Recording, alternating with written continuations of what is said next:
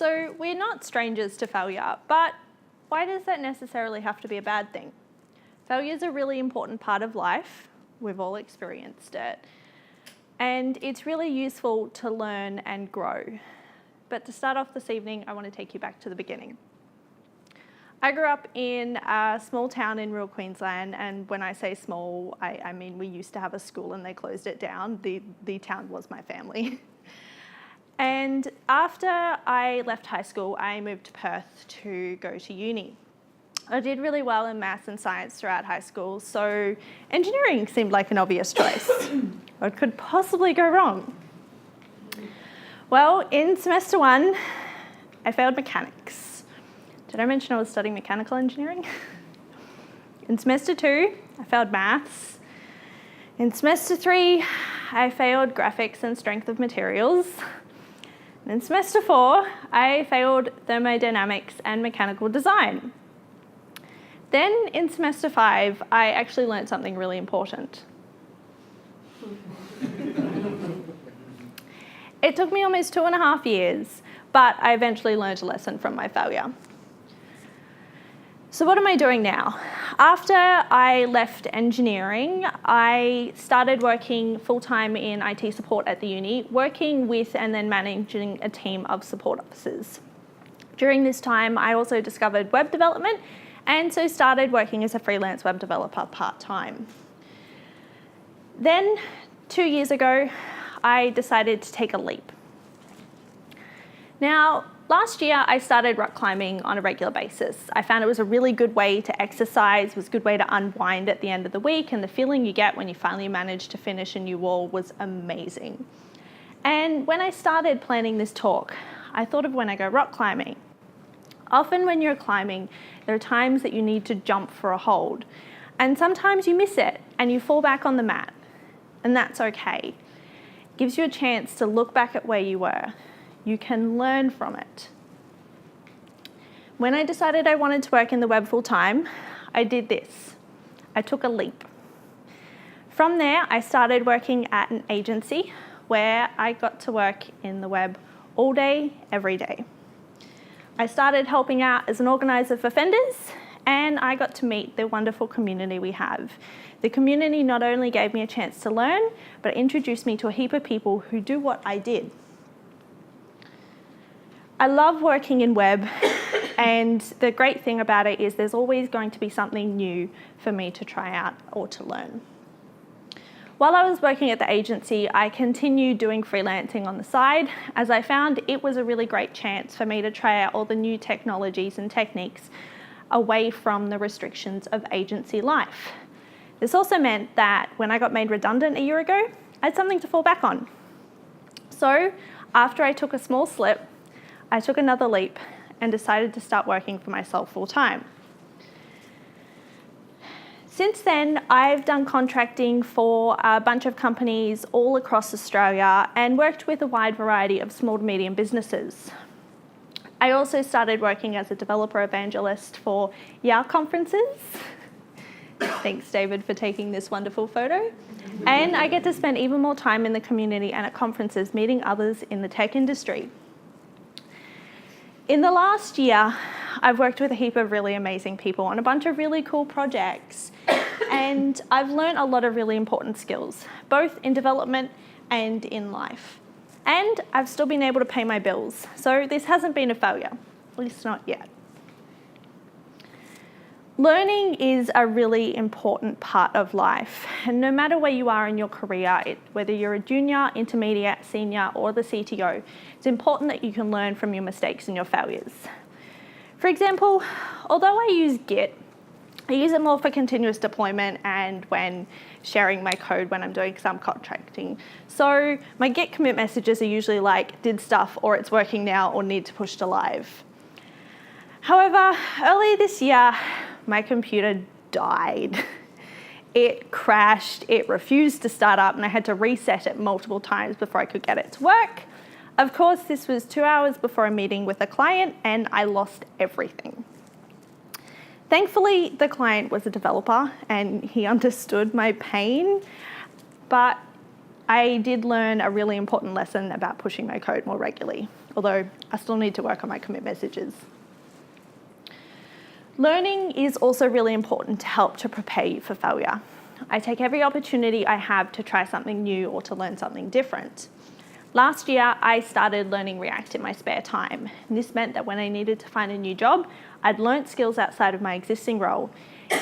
These skills, although they were very basic, when I say I'd learnt React, I meant I'd learnt it for 3 weeks.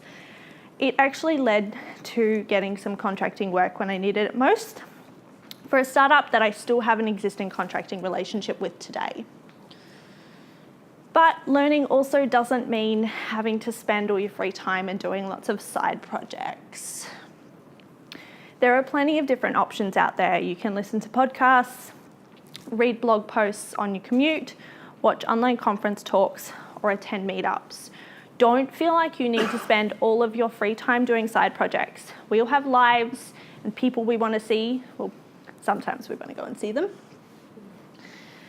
There are a bunch of different resources out there for you, so make sure you check some of them out. For example, I really enjoy listening to the Syntax FM podcast, as not only do they discuss a lot of new tech, they cover really important non-technical skills, including how to learn and an episode on failure.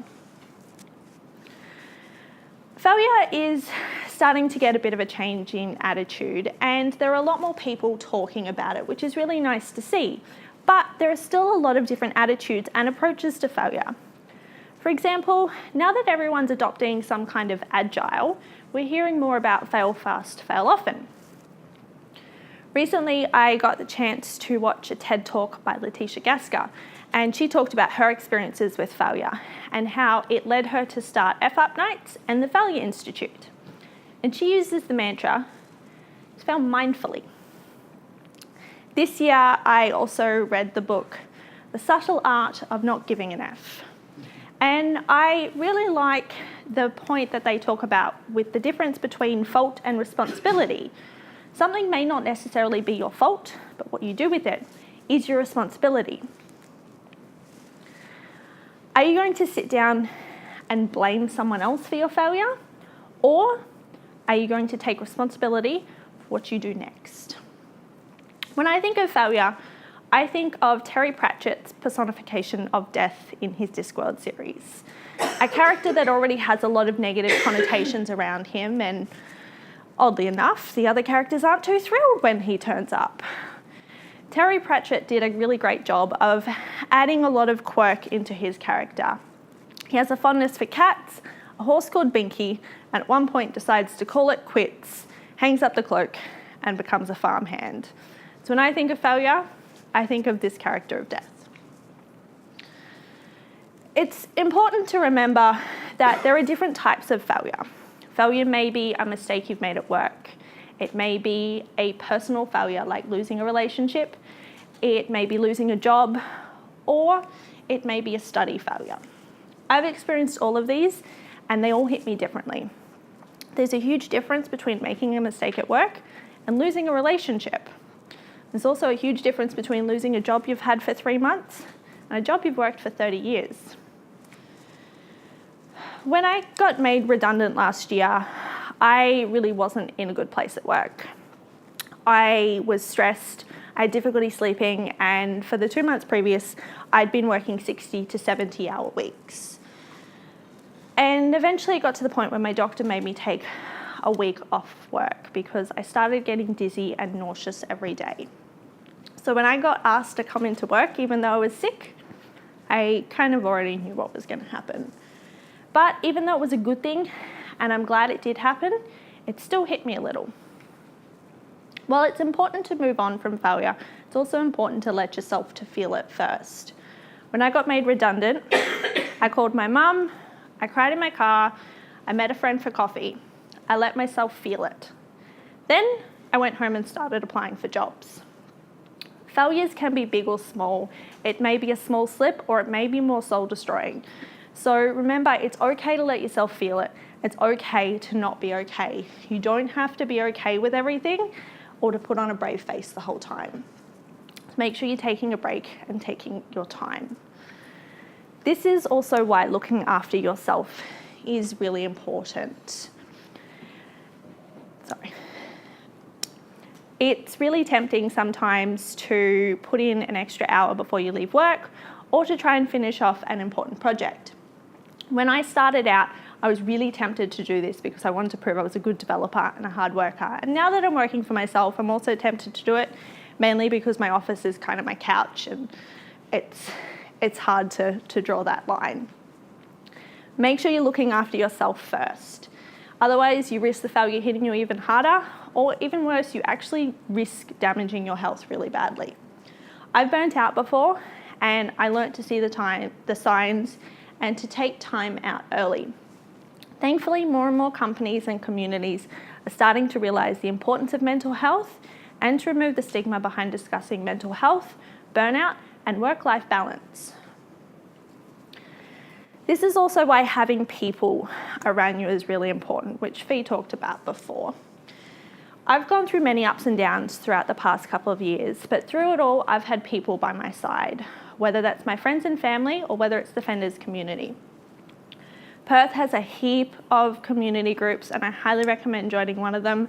A little bit biased towards Fenders being the best, but you know, the others out there are okay. So there's a bunch of different ones, including .NET, DevOps, Junior Dev, WITWA, and ACS.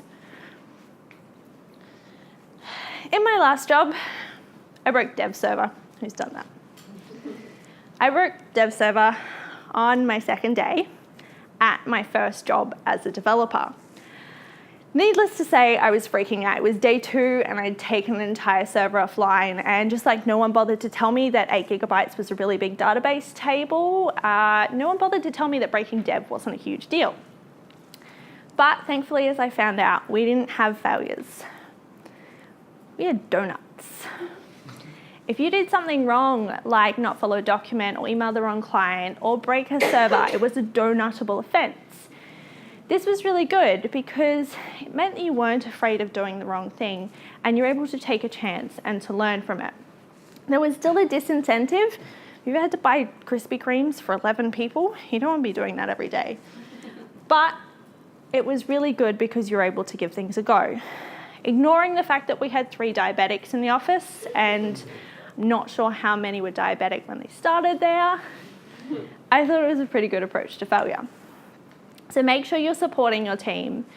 It's really easy to finger point, especially when we have things like Git blame, but make sure you're not starting any witch hunts over who's at fault for something. Encourage your team so that they're not afraid of failing. I've seen similar implementations to the donut policy as well. For example, one company even had a cake policy, which is probably a little bit cheaper than Krispy Kremes. But unfortunately, they're not always implemented well. Some places use them to place blame or to point fingers. And even worse, some teams even use it as an excuse to get more snacks in the office. They'd find someone who'd done a little thing wrong. When we did it, we used it to point out failures or mistakes out of stupidity or ignorance, like locking your keys in the office at 8 o'clock on a Friday night and having to call the boss to come and let you back in, which was definitely not me, definitely not me. So make sure you're not singling out failures that are legitimate learning experiences as well. Failure isn't necessarily a bad thing. We shouldn't keep trying to avoid it. Failure usually means we've stepped outside of our comfort zones and we've done something new. To me, this talk is one of my favourite examples of how I embrace failure. Last year, I gave my first talk at a meetup. It was a junior dev meetup in Perth and they themed the night failure, and I wrote this talk. Although I'd done public speaking before, this was my first time giving a talk in a meetup. It's my first time giving a presentation of my own. It was my first time sharing my experiences, so it was really hard for me to do. Tonight, I'm here preparing to give this as my first conference talk. As with everything new I do in my life, I'm aware that I might fail, and I'm embracing it. Thankfully, I know if I crash and burn, I can just use it as a working example of how failure is okay. If we don't open ourselves up to new situations, we miss the opportunity to try something new. If I hadn't opened myself up to speaking at the meetup last year, I wouldn't be here today. Failure is a fact of life, And it's really important for learning. It's okay to not get it right the first time. So take the time to sit back and to learn from what went wrong. Don't be afraid to jump for it again. You know, if you just broke dev, maybe don't do the exact same thing again. Don't be afraid to take time away from work. Spend time in the community, with your friends, with your family, just with yourself. Look after yourself.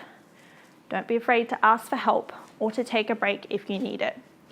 And remember, don't be afraid of failure, because the only way you can truly fail is if you fail to try.